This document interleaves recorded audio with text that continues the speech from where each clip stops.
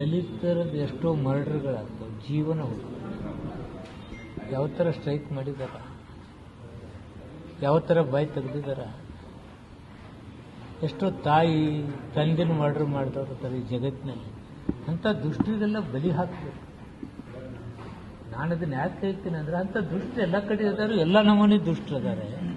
ಅಂಥವ್ರನ್ನ ಬಲಿ ಹಾಕ್ತಕ್ಕಂಥದ್ದು ಸರ್ಕಾರದ ಕರ್ತವ್ಯ. ಅದನ್ನು ನಾವು ಮಾಡ್ತೀವಿ. ಇದನ್ನು ರಾಜಕೀಯವಾಗಿ ಹೋಗ್ತಕ್ಕಂಥದ್ದು ದಿವಸ ಮರ್ಡರ್ಗಳಾಗ್ತಾವೆ. ದಿವಸ ತಂದಿನ ಕೊಂದದ್ದು ನೋಡಿದ್ವಿ, ಮಗನ ಕೊಂದದ್ದು ನೋಡಿದ್ವಿ. ಇದನ್ನು ರಾಜಕೀಯವಾಗಿ ಹೋಗಿದ್ದ.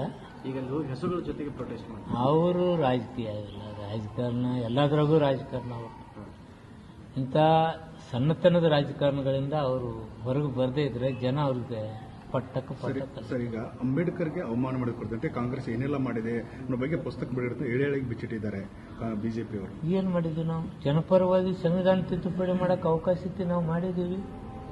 ಏನು ಅವ್ರಿಗೆ ಮಾಡೋಕೆ ಅವಕಾಶ ಅವರು ಮಾಡಿದ್ದಾರೆ. ಸಂವಿಧಾನ ತಿದ್ದುಪಡಿ ಮಾಡೋದಕ್ಕೆ ತಪ್ಪು. ಸಂವಿಧಾನ ತಿದ್ದುಪಡಿ ಅಷ್ಟೇ ಸರ್, ಹಿಂದ್ಗಡೆ ಅಂಬೇಡ್ಕರ್ ಬಗ್ಗೆ ಸಾಕಷ್ಟು ಸಚಿವ ಸ್ಥಾನ ಕೊಡಲಿಲ್ಲ ಅವರಿಗೆ ಸರ್. ಸಚಿವರು ಮಾಡಿದವ್ರು ಯಾರು ಅದನ್ನು ಹೇಳಬೇಕಲ್ಲ. ಇವರು RSS ದವರು ಸಂವಿಧಾನ ಬಂದಾಗ ಏನೇನು ಮಾತಾಡಿದರು ಅದನ್ನು ಹೇಳಬೇಕಾ? ಹಿಂದೂ ಧರ್ಮದ ಬಗ್ಗೆ ಹೇಳ್ತಾರೆ. ಹಿಂದೂ ಧರ್ಮದಲ್ಲಿ ದಲಿತರ ಬಗ್ಗೆ ಏನು ನೋವಿದೆ ಅನ್ನೋದು ಗೊತ್ತಾ ಇವ್ರಿಗೆ?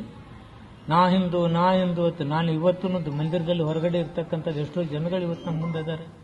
ಅವ್ರ ಬಗ್ಗೆ ಏನು ಹೇಳ್ತಾರೆ ಇವರು? ಅವರೆಲ್ಲ ಹಿಂದೂ ಅಂತೇಳಿ ಮನಸಾರಿ ಇದ್ದಾರಾ ಬದುಕಿನಲ್ಲಿ?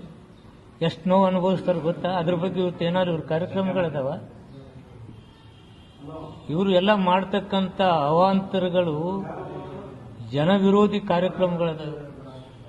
ಒಂದು ಧರ್ಮನ ಹೊರಗಿರ್ತಕ್ಕಂಥ ಸಂವಿಧಾನದಾಗ ಹೇಳಿದ್ದೇನಾ? ಈ ದೇಶದಲ್ಲಿ ಸಂಸ್ಕೃತಿಯಲ್ಲಿ ಇದೇನಾ? ಎಲ್ಲ ಧರ್ಮದವ್ರನ್ನ ಪ್ರೀತಿ ಮಾಡ್ತಕ್ಕಂಥ ಧರ್ಮ ಇದಾಗಬೇಕಲ್ಲ.